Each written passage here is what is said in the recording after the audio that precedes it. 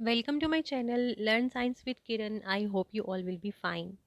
Dear students, आज की video का जो टॉपिक है वो बहुत इंपॉर्टेंट है and that is the Mendel's law of segregation.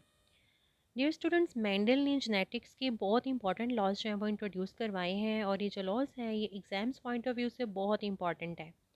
इस वीडियो में मैं आप लोगों से डिस्कस करूंगी कि मेंडल ने जो लॉ ऑफ सेग्रीगेशन दिया उससे पहले उसने जो एक्सपेरिमेंट परफॉर्म किया, किस तरह से उसने step by step experiment perform किया और एट द एंड ये कि लॉ ऑफ सेग्रीगेशन एक्चुअली है क्या. आप लोगों ने ये वीडियो लास्ट तक देखनी है. डियर स्टूडेंट, सबसे पहले ये कि जब कोई भी लॉ इंट्रोड्यूस करवाया जाता है, दिया जाता है, उससे पहले जो साइंटिस्ट होते हैं वो एक्सपेरिमेंट परफॉर्म करते हैं. तो मेंडल ने जो एक्सपेरिमेंट परफॉर्म किया वो तो आप लोगों को पता है कि उसने पी प्लांट पर किया ना. तो उसने सबसे पहले पी प्लांट का जो कैरेक्टर स्टडी किया that was the seed shape. ठीक है. और मैंने आपको कहा था कि जो पी प्लांट है उसमें सीड शेप जो है वो कंट्रास्टिंग ट्रेट होता है उसका. मतलब ये कि एक सीड अगर राउंड है तो दूसरा सीड जो है वो रिंकल्ड है. उसने इस अपने एक्सपेरिमेंट में पी प्लांट की सीड शेप को क्या किया, स्टडी किया. और ऐसा क्रॉस जिसमें सिर्फ और सिर्फ एक वक्त में एक ही कैरेक्टर को डिस्कस किया जाता है, स्टडी किया जाता है, उस क्रॉस को हम कहते हैं मोनो हाइब्रिड क्रॉस. मोनो का मतलब आपको पता है वन. आप लोगों ने याद रखना है, अगर पेपर में ये डेफिनेशन आती है कि डिफाइन मोनो हाइब्रिड क्रॉस, तो आप सिंपल और इजी वे में इसको बता सकते हैं कि ऐसा क्रॉस जिसमें एक वक्त में सिर्फ एक ही कैरेक्टर को स्टडी किया जाए, उस क्रॉस को मोनो हाइब्रिड क्रॉस कहते हैं. और मेंडल ने लॉ ऑफ सेग्रीगेशन में कौन सा क्रॉस करवाया, ये भी क्वेश्चन आ सकता है. तो इसका सिंपल आंसर है कि मेंडल ने लॉ ऑफ सेग्रीगेशन जो है वो मोनो हाइब्रिड क्रॉस के रिजल्ट में दिया या इंट्रोड्यूस करवाया. और जो कैरेक्टर उसने मोनो हाइब्रिड क्रॉस में स्टडी किया था that was the seed shape, जो कि पी प्लांट में टू कंट्रास्टिंग ट्रेट्स हैं, एक राउंड शेप है और दूसरी जो है वो है रिंकल्ड शेप. जी डियर स्टूडेंट्स, मेंडल ने क्रॉस करवाया ट्रू ब्रीडिंग राउंड सीडिड प्लांट को ट्रू ब्रीडिंग रिंकल सीडिड प्लांट से. अब यहाँ पे जो राउंड सीडिड प्लांट्स है ना, ये फिनोटाइप है. फिनोटाइप ये कि आपको देख के पता चल जाएगा कि ये राउंड शेप है तो ये फिनोटिपिक उसका कैरेक्टर हो गया. और अगर रिंकल्ड शेप है किसी भी प्लांट के सीड की तो इट्स मीन कि रिंकल शेप जो कैरेक्टर है वो क्या है, दैट इज़ द फिनोटाइप. सो अब उसने ट्रू ब्रीडिंग से यहाँ पे क्या मुराद है, ट्रू ब्रीडिंग मुराद ये कि अगर उसकी हम लोग जीन्स देखें जेनेटिकली, मतलब वो प्लांट ऐसा हो कि उसके सारे के सारे जो सीड्स हैं वो राउंड हों, एक भी सीड उस प्लांट का रिंकल ना हो, जिससे ये पता चलता है कि उसकी जो जीनोटाइप है that is the, you can say कि होमोजाइगस. ठीक है. होमोजाइगस का मतलब ये होता है कि जो जीन्स होती हैं उसमें अलील्स पेयर की फॉर्म में प्रेजेंट होती हैं और जो अलील्स होंगी वो दोनों सेम हैं. इस कंडीशन को हम होमोजाइगस कहते हैं. और ट्रू ब्रीडिंग ये कि उस प्लांट में जितने भी सीड्स प्रोड्यूस हुए हैं वो सब के सब राउंड हैं और एक भी उसमें जो रिंकल्ड सीड है वो नहीं है. सो ये. और जो ट्रू ब्रीडिंग रिंटल सीडेड प्लांट है, सेम कंडीशन उसकी है कि उसकी भी जो जीनोटाइप है वो ये कि वो होमोजाइगस जो है वो ये अलील्स हैं और रिसेसिव है. और आपको पता है कि जो राउंड कैरेक्टर होता है, राउंड जो शेप है that is dominant over, yes, wrinkled seed. ठीक है. तो अब हम लोग आगे देखते हैं कि किस तरह से क्रॉस हुआ, गेमेट्स किस तरह बने और क्या रिजल्ट आया. Let's start. जी डियर स्टूडेंट्स, अब यहाँ पर हम लोग देखते हैं कि क्रॉस कैसा हुआ और उसका रिज़ल्ट कैसी जनरेशन थी. यहाँ पर जो मेंडल है उसने round seeded true breeding plant को क्रॉस करवाया wrinkled seeded true true breeding plant. ठीक है. यहाँ पर राउंड को हमने कैपिटल आर से शो किया है और रिंकल को हमने शो किया है स्मॉल आर से. और ये जो जनरेशन है, जिस जनरेशन को क्रॉस करवा के हम जो है वो स्टार्ट करते हैं क्रॉस या रिजल्ट एक्सपेरिमेंट, उसको हम कहते हैं पेरेंटल जनरेशन और इसको हम P1 जनरेशन बी कहते हैं. ठीक. अच्छा जी. अब होगा ये कि ये जो राउंड सीडेड प्लांट है इससे एक अलील आएगी that will form the gametes. ठीक है. और गैमेट्स को जो है वो एनसर्कल किया हुआ है. मतलब जो भी गेमीट है उसको हम सर्कल लाजमी उसके गिर्द जो है वो ड्रॉ करते हैं। ठीक है, यहाँ पर आप देखें कैपिटल आर और यहाँ पे स्मॉल आर्स हैं, इनके गिर्द सर्कल नहीं है, बट जैसे ही ये होमोजाइगस था तो इसलिए एक तरह के गेमीट बनते हैं ना होमोजाइगस में, ऑल गेमीट्स जो हैं they will contain the capital are. तो यहाँ पर जो गेमीट है उसके गिर्द जो है वो आपको पता है सर्कल ड्रॉ किया गया है।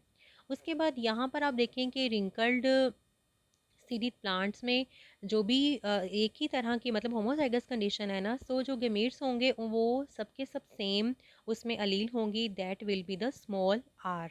ठीक है, सो अब क्या होगा कि ये जो गेमेट्स हैं ये आपस में यूनाइट करेंगे, मिलेंगे और एक जनरेशन आएगी नेक्स्ट, और next generation is known as the F1 generation या फिलियल वन जनरेशन। ठीक है, यहाँ पर आप देखें कि एक गेमीट जो है वो इस प्लांट का और दूसरा गेमीट सेकंड प्लांट का जब आया तो जो यहाँ पर आप देखें कि जो जीनोटाइप आपके सामने है that is the capital R and small R, लेकिन जो सीड्स हैं वो सबके सब क्या हैं, राउंड, ऑल राउंड। यहाँ पर क्यों ऐसा हुआ, यहाँ पर आप देखें कि एक जो गेमीट था वो आया कैपिटल आर और दूसरा जो था वो स्मॉल आर था, लेकिन सबके सब जो सीड्स हैं वो राउंड है। इसकी क्या रीज़न है, इसकी रीज़न ये है कि जो कैपिटल आर है दैट इज़ डोमिनेंट और जो स्मॉल आर है दैट इज़ रिसेसिव। मतलब ये कि अगर ये देखिए अब यहाँ पर हेट्रोजाइगस कंडीशन आ गई है, यहाँ पर होमोजाइगस कंडीशन नहीं है। हेट्रोजाइगस कंडीशन ये कि टू डिफरेंट अलील्स जो हैं वो अब प्रेजेंट हैं। ठीक है, कैपिटल आर और स्मॉल आर, और यहाँ पर आप देखें जो कैपिटल आर है वो डोमिनेंट होगा और जो स्मॉल आर है वो रिसेसिव होगा। इसी वजह से जो राउंड कैरेक्टर है वो रिंकल कैरेक्टर के ऊपर क्या हो जाएगा, डोमिनेंट होगा, और तमाम सीड्स जो उस प्लांट के होंगे वो क्या होंगे, राउंड होंगे। जी, इस एक्सपेरिमेंट के बाद मेंडल ने क्या किया, मेंडल ने कुछ दिनों के बाद F1 जनरेशन का क्रॉस F1 जनरेशन से करवाया। ठीक है, F1 जनरेशन आपको पता है ये है, so R capital R small R heterozygous condition थी, लेकिन सारे के सारे सीड्स जो थे वो क्या थे, राउंड थे। सो यहाँ पर हेट्रोजाइगस जो भी F1 जनरेशन में आया, F1 जनरेशन को क्रॉस करवाया गया F1 जनरेशन के साथ, तो उसका रिजल्ट अब क्या है, लेट्स सी। यहाँ पे आप लोगों को पता है डियर स्टूडेंट्स के कैपिटल आर और स्मॉल आर हेट्रोजाइगस कंडीशन है, और हेट्रोजाइगस कंडीशन में जो गेमेट्स होते हैं वो डिफरेंट बनते हैं। ठीक है, टू डिफरेंट गेमेट्स।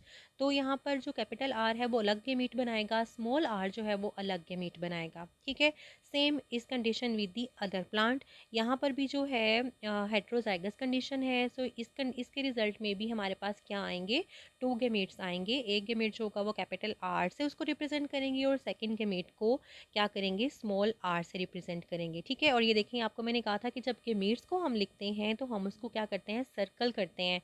यहाँ पर आप देखें कि इसमें जीनोटाइप को हम लोगों ने सर्कल नहीं किया, बट जब भी हम गेमेट फॉर्म में लिखते हैं अलील्स को तो हम क्या करते हैं, उन्हें एनसर्कल लाजमी करते हैं। ये आप लोगों ने पॉइंट याद रखना है। ठीक है, ओके जी।